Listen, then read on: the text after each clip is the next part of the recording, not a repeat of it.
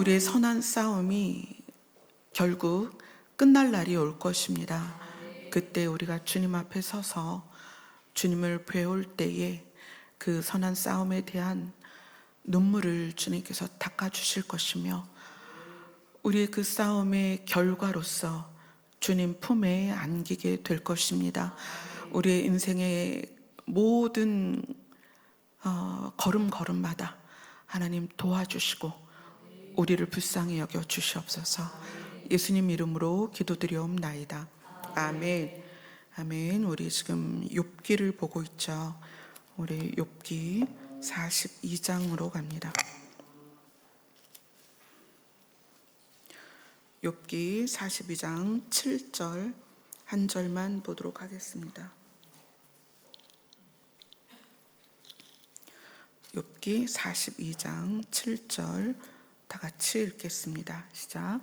여호와께서 욥에게 이 말씀을 하신 후에 여호와께서 대만 사람 엘리바스에게 이르시되 내가 너와 내 두 친구에게 노하나니 이는 너희가 나를 가리켜 말한 것이 내 종 욥의 말같이 옳지 못함이니라. 아멘. 너희가 나를 가리켜 말한 것이 옳지 못하다. 그래서 너희에게 화가 났다, 이렇게 얘기하세요. 내가 너와 내 두 친구 엘리바스, 빌닷, 소바를 향해서 내가 너희에게 화가 났는데, 내가 너희에게 화가 난 이유는 너희가 나를 가리켜 말한 것이 옳지 못하다. 나에 대하여 제대로 알고 있지 못하다. 이렇게 말씀을 하십니다. 근데 이 너희가 나를 가리켜 말한 것이 옳지 못하다라는 것을 8절에 가서 다시 한번 이야기를 하세요. 8절을 한 번 더 읽겠습니다. 시작. 그런즉 너희는 수소 7과 순양 7을 가지고 내 종 욥에게 가서 너희를 위하여 번제를 드리라. 내 종 욥이 너희에게 위하여 기도할 것인즉 내가 그를 기쁘게 받으리니 너희가 우매한 만큼 너희에게 갚지 아니하리라. 이는 너희가 나를 가리켜 말한 것이 내 종 욥의 말같이 옳지 못함이니라. 그러면 욥의 말은 옳은데 너희 말은 옳지 못하다. 근데 말의 내용이 뭐냐면 하나님을 가리켜 말한 것, 하나님에 대하여 말한 것이 옳지 못하다. 그래서 하나님이 화가 나셨는데 이것을 죄 사함을 받기 위해서 하나님에 대하여 옳게 말하지 못하고 하나님에 대하여 알지 못함에 대해서, 옳게 알지 못함에 대해서 그 대가로 수소 7과 순양 7을 가지고 번제를 드리라 그래요. 근데 수소 7과 순양 7은 개인의 작은 죄에 대한 내용이 아니에요. 사실 국가적인 어떤 회개나 돌이킴이 있을 때 요구되어지는 양입니다.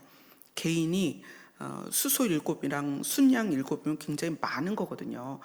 여러분, 소 7마리 얼마나 커요, 그죠? 근데 숫소예요. 밭을 갈아야 되고 또 씨를 내야 될 숫소 7과 순양 7이면 굉장히 큰 겁니다. 근데 이 세 사람이 하나님을 가리켜 말한 것이 옳지 못함에 대한 대가로서 굉장히 큰 걸 요구하시는 거예요. 그래서 하나님을 제대로 알지 못하는 것이 얼마나 옳지 못한가, 얼마나 두려운 일인가에 대해서 하나님께서 말씀하고 계세요. 그래서 욥기는 우리가 욥기를 이해함에 있어서 욥이 고난을 잘 참았더니 배로 복을 받았더라, 이게 아니에요. 욥기의 핵심은 뭐냐면 하나님을 어떻게 알고 있느냐예요. 그래서 지금 42장이 마지막인데 42장이 오기까지 하나님은 이런 분이고 이렇게 생각하셔를 나름대로 이야기한 거예요. 그래서 욥의 친구들은 하나님은 죄에 대하여 심판하시고 악인에 대하여 벌을 주시고 선한 사람은 복을 주셔. 그런데 그것이 현재 시점인 거예요. 네가 지금 잘 살고 있니? 그럼 잘하고 있는 거야. 네가 지금 아파? 그럼 너 지금 잘못하고 있는 거야. 라는 현재 시점에 그 사람의 상태를, 현재 시점에 이 사람의 상황을 어디로 이끌어갔냐면 하나님이 보고 있는 시각, 하나님의 시각으로 연결을 바로 해버린 거예요. 그러니까 중간에 아무것도 없이 너 지금 가난해? 그럼 넌 하나님으로부터 벌 받고 있는 거야. 너 지금 병들었어? 하나님께 벌 받고 있는 거야. 그러니까 세계관 자체가 지금의 현실의 모습을 하나님께로 끌어가서 이것이 바로 다이렉트로 연결된, 그래서 하나님의 처분이다라고 욥의 친구들이 생각을 한 거죠. 그래서 하나님은 2번이나 강조를 합니다. 너희가 나를 가리켜 말한 것이 옳지 않다. 그래서 이 욥기는, 욥기를 읽고 욥기를 나누고 결과적으로는 하나님은 어떤 분이다라는 고백까지 가야 욥기를 우리에게 주신 하나님의 이유를 우리가 제대로 깨닫는 거예요. 그래서 하나님은 왜 이 욥의 친구들에게 이렇게 말씀하셨을까? 너희가 나를 가리켜 말한 것이 옳지 않다. 자, 욥기 4장으로 갑니다.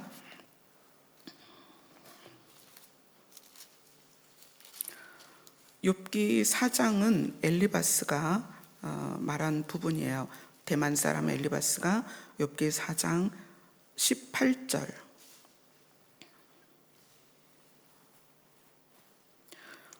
4장 18절 같이 읽습니다. 시작.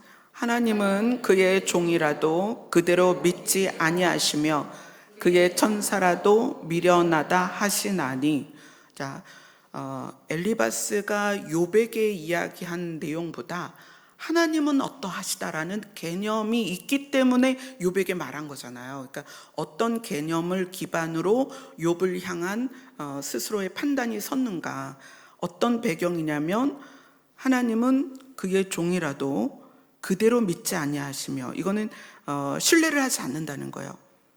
물론 사람이 신뢰할 만한 사람이 어디 있겠어요. 그런데 이 엘리바스가 생각할 때 하나님은 자기가 하나님이 부리는 종이라 할지라도 사람을 신뢰하지 않고 그의 천사라도 그 천사에게 어리석음이 나타났을 때 미련하다라고 꾸짖는 분이다 라고 엘리바스는 생각을 아예 하고 있는 거예요.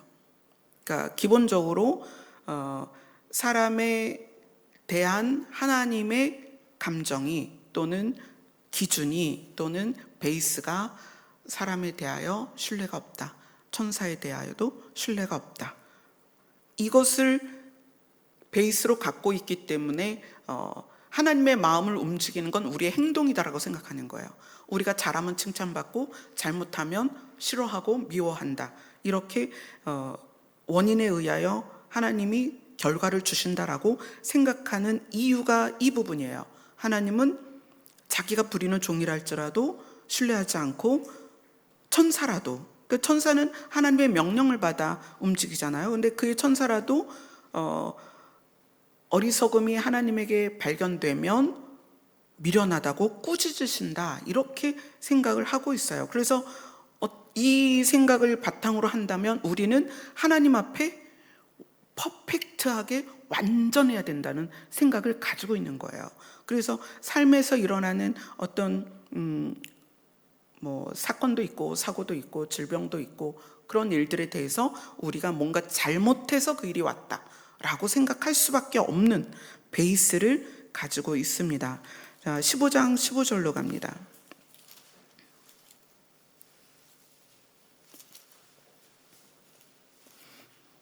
(15장 15절) 엘리바스가 두 번째로 욥에게 이야기를 하면서 15장 15절을 이야기합니다. 같이 읽습니다. 시작. 하나님은 거룩한 자들을 믿지 아니하시나니 하늘이라도 그가 보시기에 부정하거든. 하나님은 자기들의 성도들, 거룩한 자들이 이제 하나님을 믿는 성도들이죠. 성도들을 신뢰하지 않는다. 하늘은 더럽힐 게 뭐가 있겠어요? 근데 그 하늘이라도 그분 눈앞에서는 깨끗하지 않다. 하늘이라도 그가 보시기에는 부정하다. 그러니까 하나님은, 엘리바스가 생각할 때 하나님은 온전하고 완전하시고 정결하고 깨끗하신데 그분의 눈에는 옳은 것이 없고 깨끗한 게 없다라는 시각을 갖고 있는 거예요. 물론 하나님은 완전하십니다. 그래서 그 완전하심 앞에 우리는 다 드러나요. 근데 그 드러나는 것에 대해서 하나님이 어떻게 생각하시냐는 좀 다른 문제예요. 그죠? 하나님은 진짜로 죄가 없으시고요, 완벽하신 선입니다. 그 선 앞에 누가 나도 선해요라고 견주어 말할 수 있겠어요. 그런데 지금 엘리바스는 그게 아니라 하나님은 그러시기 때문에 우리에게 만족이 없다는 거예요. 우리에 대하여 늘 부족하다고 느낀다. 하나님은 우리에 대하여 늘 더럽다고 느낀다. 그러니 하나님의 시각에서 칭찬을 받으려면 부단히 노력을 해야 되는 거예요. 그럼 얼마나 노력을 하면 하나님 눈에 들겠냐는 거예요.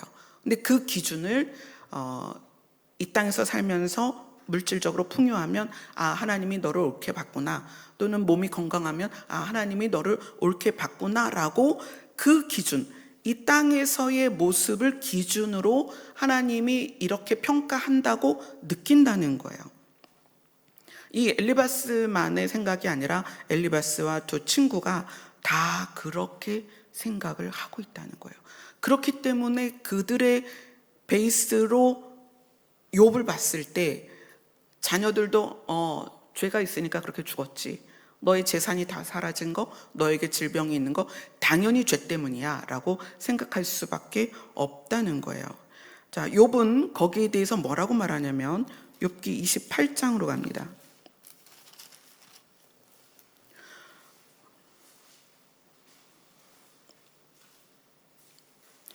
욥기 28장 28절은 욥의 대답입니다. 욥의 대답이 많지만 딱 한 구절만 보겠습니다. 28장 28절 시작. 또 사람에게 말씀하셨도다. 보라, 주를 경외함이 지혜요 악을 떠남이 명철이니라. 그러니까 욥은 지금 자녀를 다 잃고 재산을 다 잃고 자기 건강이 이제 막 죽음을 코앞에 두고 있는 상황에서 고백이에요. 내가 이러할지라도 주를 경외하는 것이 지혜다. 그것이 옳은 것이다. 내가 지금 이런 상태라 할지라도 악을 떠나는 것이 명철이다. 그러니까 내가 지금 어떤 상황이냐는 상관이 없다. 어떤 상황이어도 내가 부자든 가난하든 자녀가 10명이 건강하게 있든 다 죽었든 내 몸이 건강하든 내 몸이 머리끝에서 발끝까지 욕창이 났든 주를 경외하는 것이 옳은 것이다. 내 상황이 어떠하든 악을 떠나는 것이 명철이다. 이렇게 이야기를 해요. 그리고 욥이 자기에 대해서 변호를 하잖아요. 내 변명을 좀 들어봐라. 그리고 자기를 막 변호해요. 근데 친구들이 들을 때는 자기의 악함에 대한 그 회피라고 생각을 하는 거예요. 네가 죄 때문에 그렇게 벌을 받았는데 그것에 대한, 죄에 대한 변호라고 생각을 하지만 욥은 그게 아니라 하나님이 나에게 이렇게 하신 것은 이유가 있을 거야. 이유가 있을 거야. 그래서 나는 이 상황에서도 주를 경외하고 악을 떠날 거야. 그러면서 이 욥에게 있는 마음은 어떤 거냐면, 내가 이런 일을 겪는 것에 대해서는 하나님의 뜻이 있어. 그러니 너희들이 나를 죄 때문이라고 말하지 않았으면 좋겠어 라고 자기를 계속 변명하고 변호하는 거거든요. 그것 때문에 하나님께서 욥의 말이 옳다. 욥의 말이 옳다. 내가 뜻이 있어서 이런 일이 생긴 거다 라고 말하고, 그 친구들이 하나님에 대하여, 나에 대하여 너희들이 옳지 않게 말했다 라는 부분을 이제 욥기를 마무리하면서 하나님이 말씀을 하시는 거예요. 그래서 욥의 세 친구가 갖고 있는 죄 때문에 하나님이 벌을 주셨다라는 것을 이제 정면으로 반박할 수 있는 게 이제 신약 성경으로 와서 로마서 5장으로 갑니다.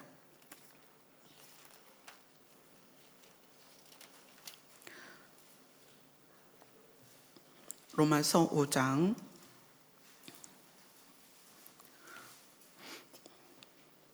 8절입니다.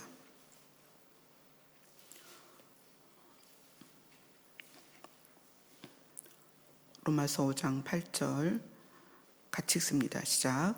우리가 아직 죄인 되었을 때에 그리스도께서 우리를 위하여 죽으심으로 하나님께서 우리에 대한 자기의 사랑을 확증하셨느니라. 아멘. 우리가 거룩하려고 또는 경건하려고 노력하는 모습을 보고 하나님께서 예수님을 우리에게 주신 게 아니라 우리가 아직 죄인 되었을 때에 하나님이 계획하신 하나님의 방식으로 자기 아들을 이 땅에 보내셨습니다. 그리고 사랑을 확증하셨다 그래요. 그래서 우리가 자꾸 놓치는 게 뭐냐면 기본 전제를 자꾸 놓쳐요. 기본 전제는 뭐다? 하나님은 우리를 사랑하신다. 아멘. 이 기본 전제를 놓치기 때문에 우리가 욥의 새 친구처럼 사람을 대하는 거예요. 얘가 아직 컴퓨터에 빠졌어? 게임에 빠졌어? 우리는 지금 그가 게임에 빠져 있는 모습으로 정죄를 해요. 그러니까 전제가 없는 거예요.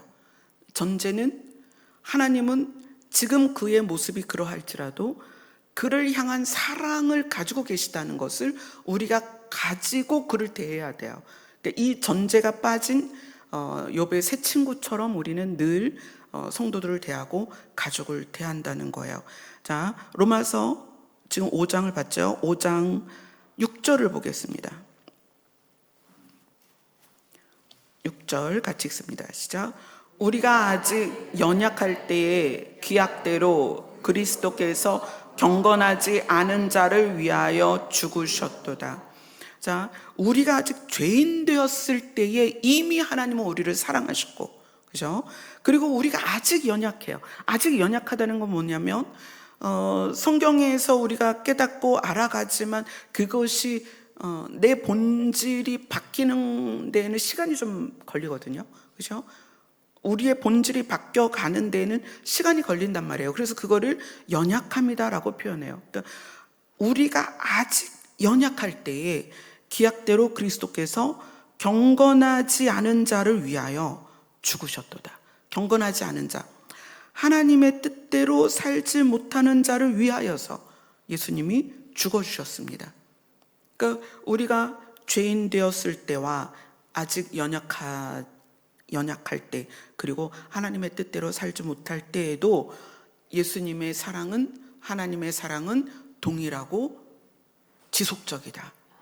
근데 그것에 대한 베이스를 우리가 놓치면 우리가 매일 이런 생각을 해요. 내가 오늘 누구를 미워했어. 그럼 나는 또 구원에서 벗어난 것 같아. 내가 오늘 또 음란한 생각을 했어. 나는 또 버려진 것 같아. 이거를요 하루에도 12번을 하는 거예요. 우리가 뭘 믿어야 되냐면 하나님이 우리를 사랑한다는 걸 믿어야 돼요. 우리의 믿음의 근거는 하나님의 본성의 베이스를 둬야 된다. 그렇지 않으면 내가 하는 행동과 내가 갖는 생각과 또 내가 처한 상황에 의해서 내가 구원받았나? 못 받았나? 내가 구원될까? 못 받을까? 하루에도 12번 내가 하나님의 사람인가? 아닌가? 이런다는 거예요. 무엇을 베이스로 해야 된다? 우리가 아직 죄인 되었을 때에 하나님이 그 사랑을 확증하셨고, 우리가 아직 연약할 때에 우리가 하나님의 경건, 하나님의 뜻대로 살지 못하는 그 모습일지라도 예수님이 우리를 위해서 죽어주셨다는 거죠. 그것이 우리의 베이스가 돼야 됩니다. 그래야만 그 베이스로 나를 보고 타인을 본다. 이 베이스가 안 되면 가족들에 대해서, 예를 들어서 부모님들이 이제 아이들이 이제 사춘기를 다 지나잖아요. 사춘기 때에 자녀들을 보면 제가 저래 갖고 휴거가 될 수 있을까? 제가 저래 갖고 구원받을 수 있을까? 제가 저래 갖고 믿는 자라고 할 수 있을까라고 보는 보일 수밖에 없는 그런 상황들이 굉장히 많단 말이에요. 또 우리가 이제 갱년기가 되며 저도 그런 과정을 지나는데 막 가만히 서 있어도 지금 막 땀이 뻘뻘 나거든요. 이게 더워서 나는 땀이 아니라 갱년기 땀이죠. 근데 이게 감정 컨트롤이 안 될 때가 많단 말이에요. 그럼 그럴 때마다 내가 지금 기도를 덜해서 그러나, 믿음이 없어서 그러나, 계속 우리는 하나님과 나와의 관계가 나의 어떠함으로 손상될 것 같은 두려움을 갖는다는 거예요. 하나님은 우리를 우리의 어떠함에 상관없이 사랑하십니다. 그걸 믿으셔야 돼요. 그래서 그 믿음 때문에 우리가 하나님 앞에 나갈 수가 있는 거예요. 그런 거 있죠. 우리가 막 기도를 세게 하고 한 7시간 기도해서 목이 팍 쉬었어. 그러니까 하나님께 나갈 수 있을 것 같고, 성경을 막 필사를 한 권을 딱 했어요. 그래갖고 한 권 필사 딱 맞추고 딱 덮고 나서 이제는 하나님께 좀 가볍게 나갈 수 있을 것 같고, 그게 아니라 우리가 주홍같이 붉은 죄를 졌을지라도, 진짜 턱으로 기어서라도, 무릎으로 기어서라도 그분 앞에 갈 수 있는 이유는 우리에게 정당함이 있는 게 아니고 그분이 우리를 사랑하기 때문이에요. 여러분, 그것이 여러분의 믿음의 베이스가 돼야 돼요. 그래야 그 베이스로 타인을 보는 거예요. 내 자식도, 남편도, 아내도, 형제도, 자녀도, 공동체 지체들도 그 베이스로 봐야 되는 거예요. 그래서 위로가 나오는 거예요. 거기서 대상이 아이들일지라도 남편일지라도 위로할 수 있는 거예요. 괜찮아, 하나님 너를 사랑하셔. 지금은 이렇지만 우리가 아직은 하나님의 뜻대로 살지 못하고 경건하지 못하고 아직은 연약하지만 우리 같이 하나님께 가자. 왜냐하면 그분이 우리를 마다하지 않고 그분이 우리를 품으실 것이며 그분이 우리를 바라시고 그분이 우리를 사랑하시니까. 그래서 우리의 믿음의 베이스가 뭐냐가 굉장히 중요하다는 거예요. 그래서 오늘 하나님께서 너희가 나를 가리켜 말한 것이 옳지 않다, 그것을 사죄하는 데 있어서 값으로 숫소 7마리, 순양 7마리가 필요하다는 거예요. 이건 나라가 범죄해서 나라가 전체가 회개할 때 제시했던 내용들이에요. 그만큼 큰 거예요. 왜냐하면 하나님을 알지 못하면 우리의 믿음이 바로 서지 못하기 때문이에요. 하나님을 알지 못하면 내 믿음이 바로 서지 못하는 것뿐만 아니라 우리의 사람과 사람의 관계 안에서 예수님의 명령을 지킬 수가 없어요. 자, 봅시다. 요한복음 3장 16절로 갑니다. 여러분 너무 잘 아시죠? 요한복음 3장 16절.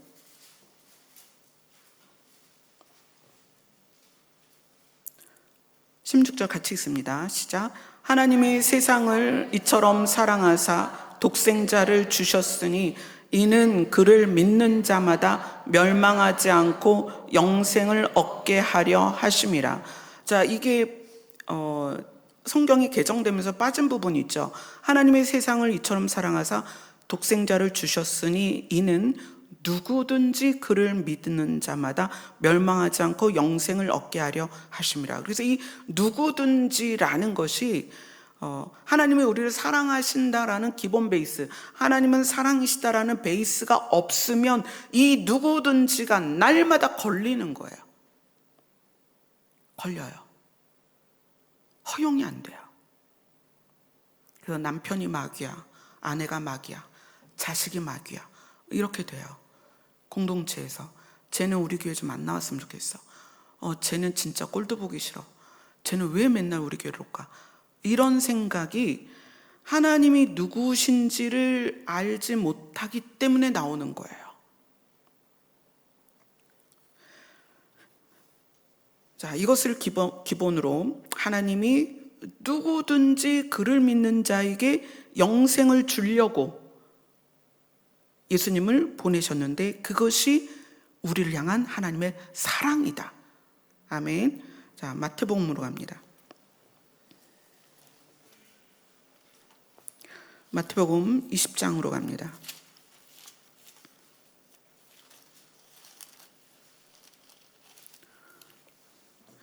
자, 20장 1절부터 15절까지는 포도원의 주인과 품꾼에 관한 이야기입니다.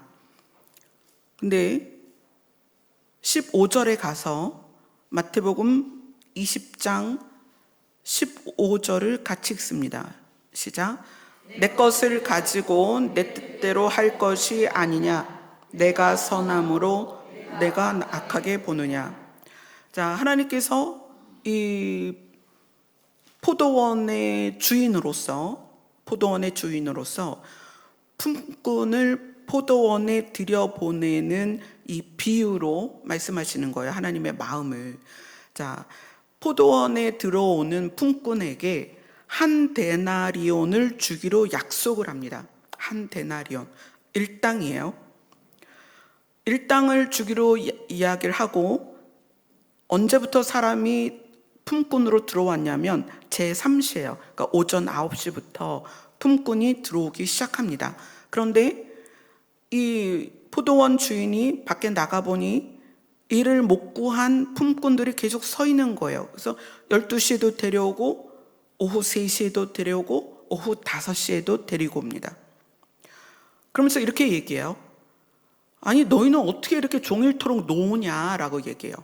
놀고 있냐? 그랬더니 사실 우리가 놀려고 한 건 아닌데 우리를 품꾼으로 쓰는 사람이 없습니다.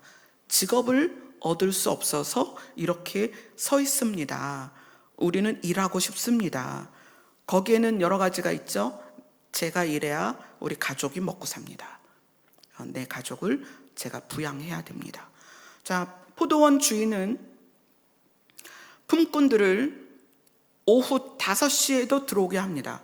그러니까 일할 수 있는 시간이 얼마 안 남았죠. 지금 우리가 6시쯤이면 해가 떨어져요. 어제 6시 5분에 해가 떨어졌어요.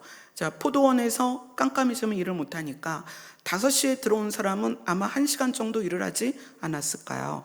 그리고 이제 싹스를 주는데 아침 9시에 들어온 사람이나 오후 5시에 들어온 사람이나 싹스를 똑같이 받아요. 그러니까 화가 나는 거죠. 오전 9시에 들어온 사람은 일한 것의 대가를 달라. 나는 쟤보다 많이 일했다. 그런데 포도원 주인은 그게 아니라 나는 너희들이 너희 가족을 부양할 수 있는 하루의 몫을 주기로 약속했어. 내가 이 품삯을 주는 것은 시간 대비, 합당하게 시간 대비 품삯 일당을 주는 게 아니고 너희 가족을 너희가 부양할 수 있는 하루 일당을 주는 거야. 근데 그것에 대해서 불만을 하죠. 그러니까 바라보는 시각이 다르다는 거예요. 하나님은 우리에 대하여 살리는 것이 기준입니다. 근데 우리는 조건을 얘기해요. 하나님, 제가 더 먼저 교회를 다녔거든요. 제가 저보다 늦게 다녔는데 제가 은혜를 더 받아요. 어떻게 그럴 수가 있어요? 저 그런 얘기 되게 많이 들었거든요. 하나님, 저는요 하루에 기도 5시간씩 하거든요. 근데 쟤는 기껏해야 1시간 하는데 쟤는 하나님 음성 들었대요. 어떻게 그럴 수가 있어요? 자, 하나님은 우리에 대하여 관심이 우리를 살리는 거에 있습니다. 그래서 그걸 신뢰하라는 거예요. 하나님의 베이스는 우리를 살리는 겁니다. 우리를 살리는 것에 대하여 우리가 가지고 있는 지혜나 지식은 정말 하찮다는 거예요. 하나님의 깊은 경륜이 우리를 살리기 위한 방식을 택하십니다. 때로는 그것이 질병일 수 있어요. 때로는 그것이 가난일 수 있습니다. 때로는 그것이 아골골짝을 지나가는 거일 수도 있습니다. 우리의 지혜는 하나님이 계시다면 어떻게 내가 이 일을 경험해야 합니까? 이 사건을 겪어야 합니까? 하지만 하나님의 깊은 경륜은 나를 살리기 위한 거라는 거예요. 그래서 욥이 말하는 거예요. 하나님을 경외하는 것이 지혜다. 어떤 상황에서도 하나님은 선하게 일하실 것이다. 그걸 믿으라는 거예요. 자, 마태복음 20장은 이렇게 품삯으로 그 사람들을 살리고자 하는 포도원 주인의 마음을 드러냅니다. 나는 살리려고 하는데 그걸 보고 너는 나를 악하다고 하느냐? 근데 이게 교회에서도 일상에서도 굉장히 흔한 일입니다. 우리는 하나님의 뜻을 이해하지 못합니다. 자, 21장으로 갑니다.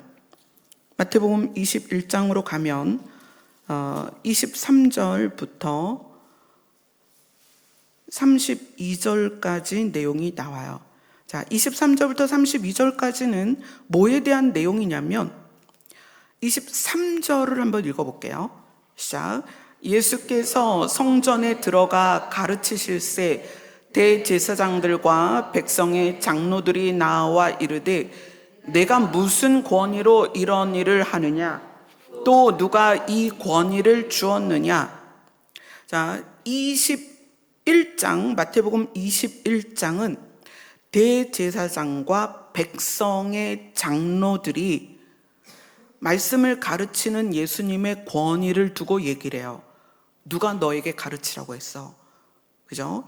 이 권위가 그 다음에도 계속 그 단어들이 27절까지도 이 권위라는 단어가 계속 나옵니다. 그리고 이것이 31절에 가면 21장 31절 같이 읽습니다. 시작. 그 둘 중에 누가 아버지의 뜻대로 하였느냐? 이르되 둘째 아들이니이다. 예수께서 그들에게 이르시되 내가 진실로 너희에게 이르노니 세리와 창녀들이 너희보다 먼저 하나님의 나라에 들어가리라. 자, 대제사장과 백성의 장로들, 백성의 장로라고 표현한 이유는 백성들이 높이는 사람을 말하는 거예요. 이 장로들의 권위가 백성들이 높이는 권위를 갖고 있다는 거예요. 대제사장과 백성의 장로들과 세리와 창녀들의 무리로 나뉘었어요. 그런데 예수님 뭐라고 말하냐면 권위와 상관없이 그들이 가지고 있는 계급과 상관없이 하나님은 편견이 없다라는 걸 말하는 거예요. 이들은 나는 대제사장이고 장로야. 그런데 그들에게 있어서 세리와 창녀들은 너무나 하찮은 사람들인 거예요. 하찮아요. 그들의 시각을 이 권위라는 단어로 예수님은 너무 잘 알고 계신 거예요. 그래서 대제사장이 중요한 것도 아니고 백성이 존중하고 높이는 장로도 중요한 게 아니고 그렇다고 세리나 창녀가 잘했다는 게 아니에요. 어떤 것도 현재 상황에 하나님이 편견을 두시지 않고 하나님의 뜻대로 행하면 그들이 먼저 천국에 간다는 거예요. 하나님에게는 편견이 없다. 여러분과 저 사이에 하나님은 편견이 없습니다. 제가 여러분을 이 강단에 서서 복음을 전하는 자로 서 있지만 하나님은 그걸 보시지 않습니다. 하나님 뭘 보세요? 누가 아버지의 뜻대로 하였느냐, 그걸 보신다는 거예요. 하나님은 편견이 없습니다. 그래서 그것을 공의라고 합니다. 아멘. 자, 마태복음 22장으로 갑니다. 22장 34절부터 40절까지를 보겠습니다. 35절 36절을 같이 읽습니다. 시작. 그 중에 한 율법사가 예수를 시험하여 묻되 선생님, 율법 중에서 어느 계명이 크니이까? 자, 여기서는 율법사예요. 그러니까 율법을 얼마나 잘 알아요? 사람들을 가르치는 자입니다. 이 율법사가 당신이 하나님의 아들이라면 하나님이 주신 율법 중에 어떤 계명이 가장 큰지 알 거다라고 이제 시험을 하는 거예요. 테스트죠. 어느 계명이 큽니까? 자, 예수님이 대답을 하세요. 37절부터 40절까지 같이 읽습니다. 시작. 예수께서 이르시되 내 마음을 다하고 목숨을 다하고 뜻을 다하여 주 너의 하나님을 사랑하라 하셨으니 이것이 크고 첫째 되는 계명이요 둘째도 그와 같으니 내 이웃을 내 자신같이 사랑하라 하셨으니 이 두 계명은 온 율법과 선지자의 강령이니라. 온 율법과 선지자의 강령이라는 것은 모든 일의 근본이 되는 것이다. 무엇이? 사랑이. 하나님의 본질은 사랑이기 때문에 이 율법을 어느 그 615가지 조항 중에 뭐가 제일 중요하다. 그러니까 그거는 꼭 지켜야 돼. 이런 개념으로 율법사가 왔다면 예수님은 그 율법의 본질이 뭐냐? 사랑이라는 거예요. 그래서 그 율법이 정말 잘 지켜지는 사람은 하나님도 사랑하고 사람도 사랑한다는 거예요. 아멘. 율법의 본질은 어떤 계명을 지키는 거에 있지 않고 내 본질이 바뀌는 거예요. 무엇으로? 하나님의 본질로 바뀌는 거예요. 어떤 본질이죠? 사랑입니다. 그러니까 우리는 이 말씀 때문에 하나님을 사랑하고 사람을 사랑하고 이웃을 사랑하는 거야 라고 대상을 딱 정하는데 사실 이거는 하늘로부터 땅에 이르기까지 우리의 태도가 그래야 된다는 거예요. 하나님을 대하듯 세상을 대하듯 사람을 대하듯 이 대하는 내 베이스가 사랑이어야 된다. 그게 이 말씀이에요. 그래서 예수님은 지금 쭉 20장부터 우리에게 교훈을 주고 계세요. 뭐냐면 우리의 진짜 본질은 하나님의 본질이 우리 안에 들어와서 내 본질이 하나님의 본질과 같아져야 된다. 그걸 쭉 알려주시는 거예요. 그래서 율법이 하나님의 본질이다. 뭘 지키는 거에 있는 게 아니고 우리가 하나님의 본질을 깨달아가는 것이 율법이고 율법을 지킨다는 건 내 본질이 하나님의 본질로 바뀌어야 된다는 거다. 그런데 그렇지 않은 것을 23장에서 설명하는 거예요. 23장의 키워드는 외식입니다. 외식. 자, 그럼 이 외식은 뭘 말하는 걸까요? 본질이 없는, 본질이 빠진 하나님이 누구인지 모르는 종교 생활이죠. 그죠? 이 23장의 이제 주 대상이 서기관과 바리새인들이었어요. 그러니까 서기관과 바리새인들은 정말 그 율법에 능통했고 지도자였죠. 그런데 예수님께서 그들에 대하여 외식한다라고 말씀하시는 이유는 그 안에 본질이 바뀌지 않고 몇 항, 몇 조 이것만 지키고 있다는 거예요. 이 부분 앞에 이제 우리가 스스로 정말 고민해야 돼요. 본질을 따라가는 게 쉬울까요? 율법을 지키는 게 쉬울까요? 율법을 지키는 게 쉬워요. 그래서 근체에 11조까지 했다. 그래서 믿음이 좋아 보였어요. 그래서 바리새인들은 자기를 옳다 여겼어요. 잘 지키니까. 자, 그래서 교회는 교육으로 되지 않습니다. 본질을 내가 깨닫고 그 본질을 추구하는 거에서 시작이 되는 거예요. 그럼 그거 성경을 가르치면 되지 않아요? 여러분, 이거는 각자가 깨닫는 거예요. 하나님 앞에 예수 그리스도와 내가 대비되어서 나의 본질이 보여져야 되는 거예요. 이게 저는 정말 안타까운 부분 중에 하나입니다. 목사님은 왜 안 가르치세요? 왜 성경 공부 안 하세요? 저도 누구 못지않게 모든 단계를 정말 내비게이터부터 해서 제자 훈련까지 다 지나왔어요. 근데 그것으로는 본질을 깨닫지 못해요. 본질을 깨닫는 것은 하나님이 사랑이신 게 믿어져야 돼요. 정말이에요. 그래서 정말 창기와 세리 같은 사람 앞에서 뭐라고 이야기를 해야 되냐면, 아니야, 하나님이 너 사랑하셔, 이렇게 말할 수 있어야 된다는 거예요.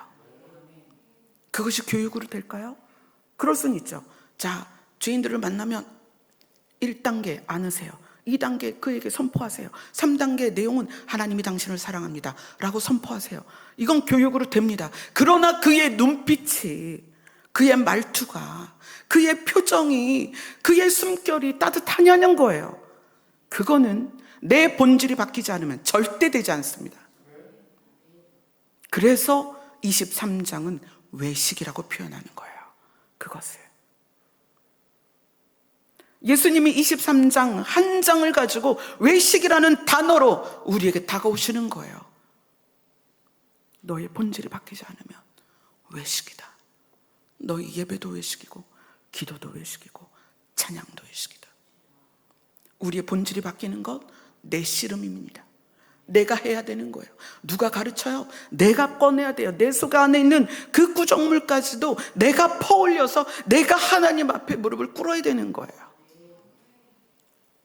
내 속을 내가 직시하지 않으면 이건 할 수가 없어요. 이 23장 후에 이제 24장으로 가면, 이 24장은 마지막 때에 대한 이야기예요. 마지막 때에 이러할 것이다. 그리고 그것을 다 합쳐서 그 현상들에 대하여 이렇게 정의를 내립니다. 24장 12절입니다. 시작. 불법이 성함으로 많은 사람의 사랑이 식어지리라. 많은 사람의 사랑이 식는다는 것은 사람들이 좋아하고 싫어하고 이 문제가 아니고요. 하나님의 본질이 교회와 성도에게서 사라진다는 거예요. 하나님의 본질이. 지금도 그 본질로 나아가야 되는데, 그때 가면 우리 안에 있는 하나님의 본질이 기본적으로, 그러니까 양심이죠. 선한 양심이 하나님의 형상이니까 이 선한 양심부터 우리가 하나님의 본질을 닮아가고자 하는 노력도 사라지고 선한 양심도 사라지고 교회가 반드시 갖추어야 될 하나님의 본질을 잃어버린다는 거예요. 어차피 세상은 감정적인 사랑이에요. 어차피 세상은 지금도 감정적이고 옛날도 감정적이었어요. 앞으로도 감정적일 거예요. 그러나 성경이 말하는 많은 사람의 사랑은 하나님의 본질이, 우리 사람에게 들어있는 양심이 사라진다는 거예요. 우리도 예외가 아닐 거라는 거예요. 우리는 붙들어야 되는 거예요. 무엇을? 하나님의 본질을 붙들어야 돼요. 그러니까 얘가 이랬으니까 내가 이렇게 말하는 거야. 제가 나한테 이랬으니까 내가 이렇게 화를 내는 거야. 이런 거 여러분, 사실 이 하나님의 본질 안에서 비추어 보면 옳지 않은 거거든요. 하나하나 내 말과, 남이 뭐라고 말했는지는 상관없어요. 내 말과 내 생각과 내 행동의 틀을 보자는 거예요. 그래서 어떻게 해야 돼요? 내가 바뀌는 거예요. 하나님의 본질로 내가 나아가야 되는 거예요. 그러니까 성경이 오죽하면 네 눈이 죄를 짓게 하면 눈을 빼버려라. 네 팔이 너를 범죄하게 하면 팔을 잘라버려라. 왜요? 이거는 지금 영생에 관한 문제예요. 마지막 때에 우리는 하나님의 형상으로 지음받은 우리의 그 선한 양심까지도 잃어버릴, 그래서 하나님의 본질까지도 놓쳐버릴 그런 상황으로 가고 있다는 거예요. 그리고 나서 마태복음 25장으로 넘어갑니다. 마태복음 25장 24절, 25절 같이 읽습니다. 시작. 한 달란트 받았던 자는 와서 이르되 주인이여 당신은 굳은 사람이라 심지 않은 데서 거두고 해치지 않은 데서 모으는 줄을 내가 알았으므로 두려워하여 나가서 당신의 달란트를 땅에 감추어 두었었나이다. 보소서 당신의 것을 가지셨나이다. 이 달란트 비유가 보통은 5달란트, 2달란트, 1달란트 해서 이 1달란트 받은 사람이 자기 것을 감당하지 않았기 때문에 이것을 사역이나 사명이나 뭐 봉사나 헌신이나 이런 걸로 비유해서 그래서 이거를 감당하지 않은 게 문제다라고 이야기를 하지만 사실은 5달란트, 2달란트, 1달란트가 뭘 남겼냐가 문제가 아니고 주인을 어떻게 바라보고 있느냐가 이게 달란트 비유의 핵심입니다. 1달란트 받은 사람은 주인에 대해서 오해를 하고 있는 거예요. 이 사람은 굳은 사람이다. 마음이 굳었다. 엄한 사람이다. 무서운 사람이다. 그래서 심지도 않고 거두려고 하고 해치지 않은 데에서 모은다는 거, 이 해친다는 것은 키질을 말하는 거예요. 키질도 안 했는데 곡식 내놔 이런다는 거예요. 그러니까 주인을 강도로 하는 거예요. 그러니까 당신이 무서운 사람이니까 두려워서 나는 이 달란트를 잃을까 봐 땅속에 감춰두고 그대로 꺼냈습니다. 그러니 당신 걸 받으세요. 이렇게 하는 거예요. 그래서 그것에 대해서 그 주인이 26절 같이 읽습니다. 시작. 그 주인이 대답하여 이르되 악하고 게으른 종아, 나는 심지 않은 데서 거두고 해치지 않은 데서 모으는 줄로 네가 알았느냐? 네가 나를 그렇게 알았니? 내가 심지도 않았는데 야 추수해 갖고 와. 키질도 안 했는데 야 곡식 가져와. 이런 사람으로 알았니? 이게 문제예요. 달란트를 가지고 사업해서 몇 달란트를 남겼냐? 지금 그걸 말하는 게 아니라 네가 나를 그런 주인으로 알았니? 그게 악하다는 거예요. 주인이 누군지를 모르는 거. 주인의 마음을 모르는 거. 그게 악하다는 거예요. 이후 26장부터는 예수님이 이제 어떻게 잡혀가고 어떻게 고난을 당하시고 그 이후의 내용이 나옵니다. 25장은 결론적으로 우리가 하나님이 누구이신지를 알고 있느냐 그걸 말하는 거예요. 오늘 욥기서에서 하나님은 질문을 하십니다. 너희는 나를 누구라고 알고 있느냐? 너희는 나를 가리켜 뭐라고 말할 수 있니? 여러분 정말 여러분 가슴 깊이 하나님은 나를 사랑하신다가 진짜로 올려 나와야 돼요. 그리고 하나님은 정말 우리를 너무 사랑하신다가 진짜 고백이 돼야 돼요. 이게 시작이에요. 여러분 이게 시작이에요. 이게 시작으로 되어야 이것이 베이스가 되어야 그 다음에 선한 말과 선한 행동이 나오는 거예요.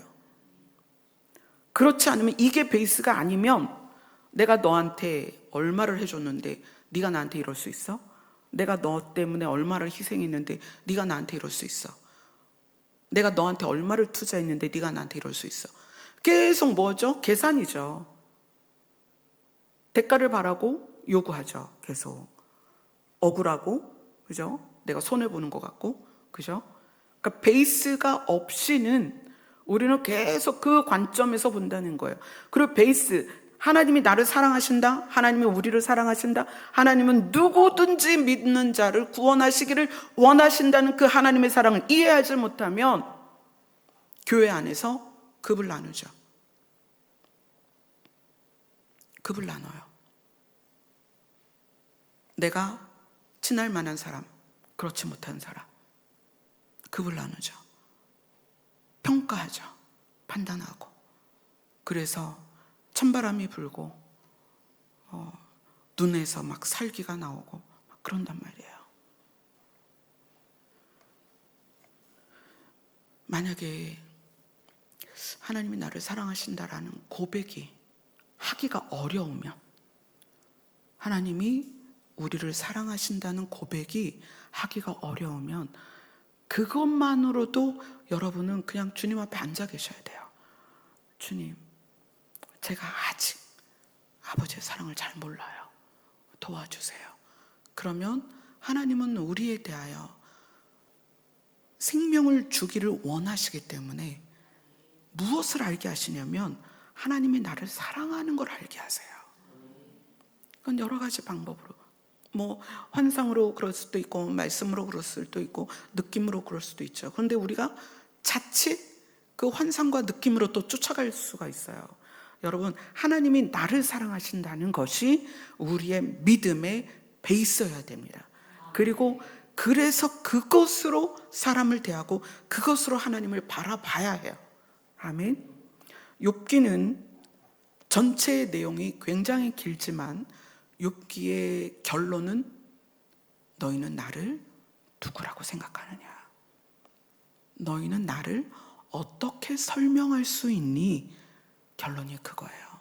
그래서 여러분이 이제 2시간 기도할 텐데 정말 하나님이 나를 사랑하신다라는 그 고백이 내 입에서 진심으로 나올 수 있는지, 그게 나온다면 너무 감사한 거죠.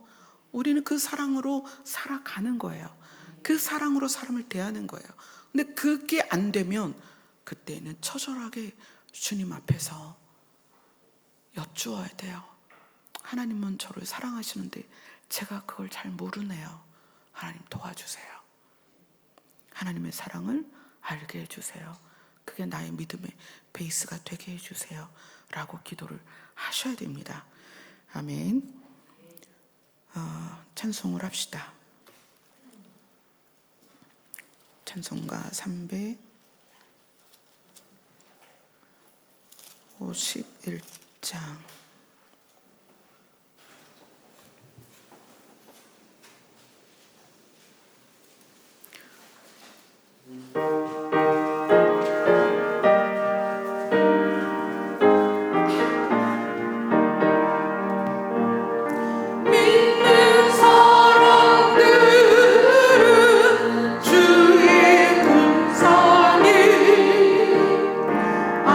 앞서가실 주